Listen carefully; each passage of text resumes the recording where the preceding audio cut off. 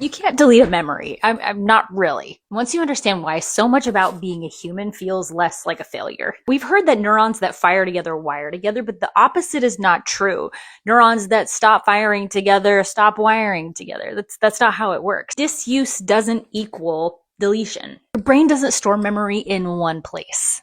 There's no single neuron that's the day that he left or she said that thing to me. These memories are woven across our entire brain and involve many different networks. It's tied to our memory, to our emotion, to body sensation. You can't just delete one part because of how much they're interconnected, which means that there's no delete button to push because it's not like a single file to delete. So if you thought that you healed something and it comes roaring back one day, that's not you failing. You haven't skipped a step in your healing. You haven't been doing it wrong. Most importantly, it's not because you haven't been trying hard enough. This is just what complex interconnected systems do. And this isn't abstract. There are actually proteins that support and surround our neuronal connections to kind of shore them up and keep them firing together. There's real physical reasons for remembering things the way that we do. And it's not just the proteins that hold these neurons together and give them support. There's myelin sheath that wraps these neurons to make these connections really fast. This is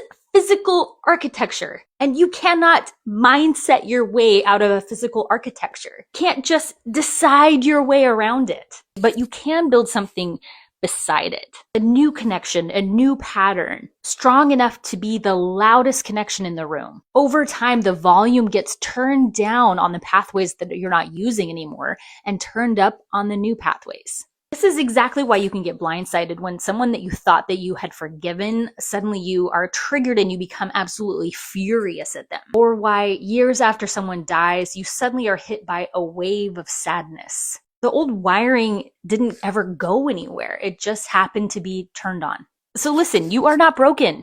You are not bad at healing. You're not doing something wrong. You're just a person with a brain that is doing exactly what it's supposed to be doing by keeping receipts.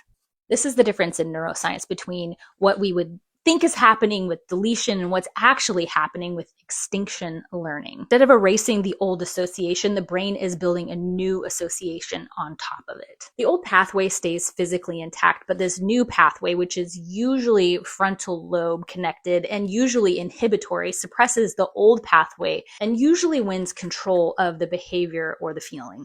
Nothing gets deleted, the power balance just shifts. I've always thought of neuroscience as one of the tools of tremendous amounts of self-compassion. So I hope that you take this little nugget of neuroscience with you today as you navigate your own healing, trusting that your brain is doing really hard work as it's learning new things.